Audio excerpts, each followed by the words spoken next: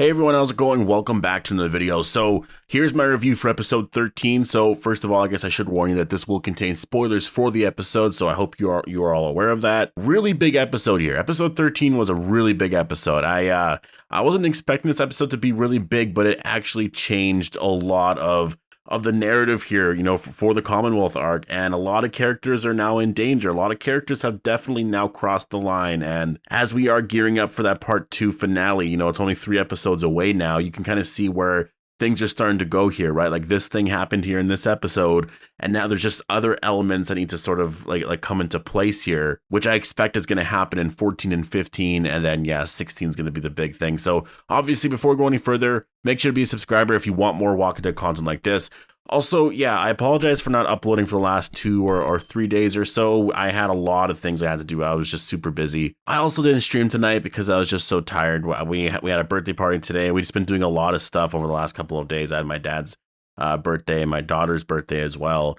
You know, so there's just a lot of stuff with that and some other stuff. But yeah, I'm back now. So yeah, I'm definitely really excited to talk about this episode. And also, I guess I should let you know, definitely stay tuned for my episode 14 trailer breakdown, which does seem to pick up with where this episode left off. So yeah, without further ado, let's actually get into this here. So yeah, the episode, first of all, it starts off with something that I thought was a little interesting. We actually have Lydia and Elijah in what seems to be maybe a potential relationship. I guess I wasn't really thinking about, you know, what could happen with Lydia going forward, because I know in the comic there was stuff with her and Carl and all that, and I just kind of figured the whole thing with her and Henry was already done.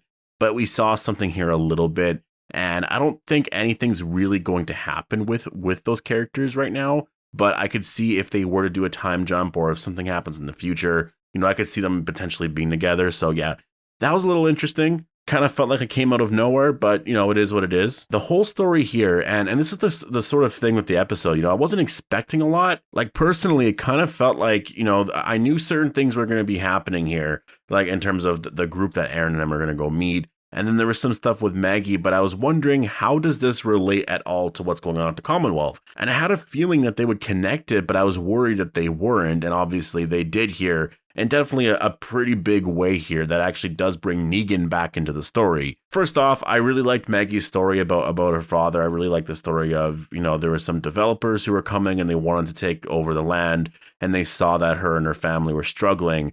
And her father Herschel was just like, no, you know what, we're gonna stick through this.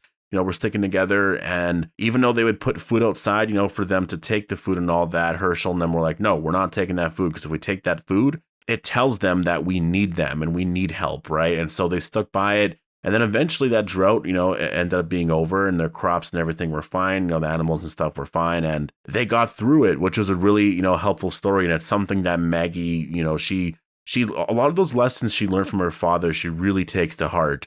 But then you have somebody like Lydia who's kind of looking at it like, you sound a lot like my mom in that way. Like my mom used to have a lot of these things that she would say. And what you're doing is just getting by, right? You're not trying to build a future. You're going day by day, really. And so in that sense, it's actually pretty interesting, you know? And also I believe Elijah said something. Elijah, Marco, they said something in the opening minutes there where they're losing people all the time. And obviously we just saw Diane leave the other day. It's interesting to know that other people are leaving the Hilltop as well, which I guess makes sense. And it's probably gonna, you know, more and more people are gonna be leaving all the time. And yeah, it seems like the Hilltop is definitely gonna be running into some trouble soon. The other side story here was the stuff with Aaron and Gabriel. They go and visit this new group. And yeah, the new group, I mean, they didn't give them a name, but I'm assuming it wasn't the New Frontier. It kind of, I mean, again, they didn't give the group a name unless I missed it, but I'm just going to assume because they didn't say that it wasn't. So yeah, that kind of sucks. Like, I thought that would have been really cool. I really like that theory. Somebody on Twitter made the theory, and yeah, I thought that would have been really cool. But they go visit this new group, and basically the whole thing here is we have to go in here and learn more about these people. And then once we learn a lot more information, basically offer them, you know, the chance to stay within the Commonwealth. And obviously the whole thing was a lie. This was something that Lance set up earlier because a lot of his stuff went missing, and he was a little pissed off about it because he wanted his stuff back, because Pamela Milton trusted him with that, gave him a bunch of resources, and then, you know, he didn't want to seem like a joke to Pamela. So he goes and gets this ex-CIA agent by the name of Toby Carlson, who was a new character and is actually a really great character, really psychotic, but a really, really great character. He seems pretty normal at first. He seems just kind of like he's just a whatever character. Then all of a sudden he goes and kills the leader of that new group. And then you start to see he is psychotic. Holy shit. He's making fun of his dead body there. It was that the whole thing there. I think the whole scene here just in general really reminded me of stuff going back to season 2 and 3 of The Walking Dead. This just felt like the governor stuff. Like if you really like the governor arc just in general, this really felt like that. Honestly, it felt like a lot of those showdowns that would happen, either with like the military and the helicopter people when the governor like ran into them, or just a lot of the meetings that would happen throughout that season, you know, either with even like with Rick's group and stuff with the governor. It gave me a lot of those vibes, and I really liked it. The Toby Carlson guy, I think, is the most interesting because obviously he is heavily connected here with Lance, and man, Lance has connections everywhere. He gets the job done when he wants to, right? Like whenever he wants something done, if he needs to, he will get it done. He knows all the right people to speak to. And yeah, obviously this catches Aaron and Gabriel by surprise. They're not like, this whole thing is like, what? Like we thought we're coming here to help them. And then obviously we find out the true intentions here, and our people aren't going to agree with that, right? And I'm kind of happy that Gabriel and Aaron stood up to that. You know, it was really scary, the situation that they're in, but they actually stood up to that. The whole Toby versus Aaron thing I thought was it was so cool.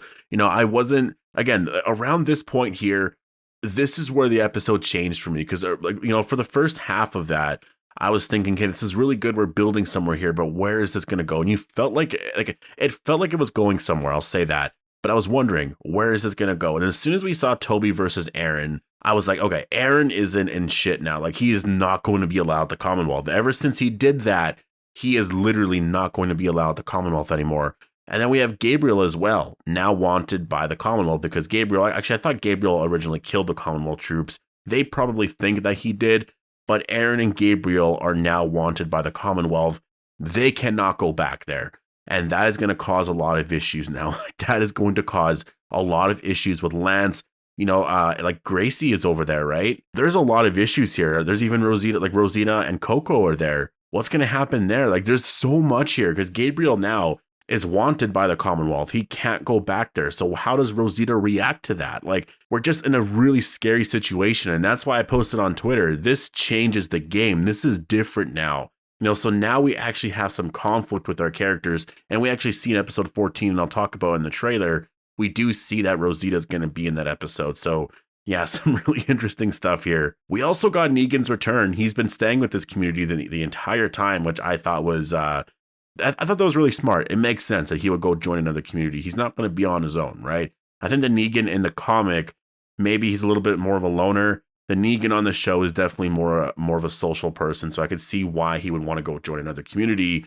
But yeah, this community is getting hit hard by the Commonwealth right now because Toby decides, you know, I'm just going to start killing people and kicking them over the edge of this building.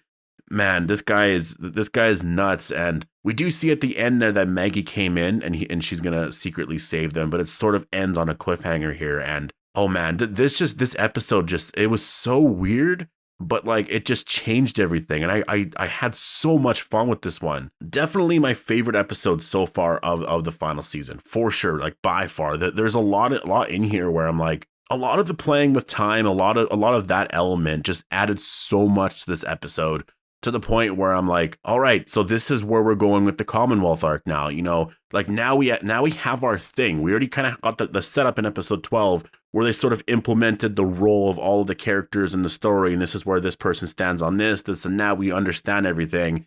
Now the conflict happens here, and something really big happened here. And again, Lance is sort of at the head of all of it. He still is kind of the villain of all of this right now. And man, I really wonder where we're going here. I really do wonder. Man, I'm gonna have to talk about this episode a lot more because there was so much that happened here. It's weird, like whenever you get those episodes with Aaron and Gabriel, they just end up being really good. Like, I don't know what it is about those characters, but they just end up being really, really good. But yeah, I'm gonna leave it here. Definitely post all your thoughts down below. Hope you guys all enjoyed the video. Make sure to be a subscriber if you want more walk into content like this. And also remember, my episode 14 trailer will be dropping very, very soon. So yeah, stay tuned for all of that. And yeah, thanks for watching.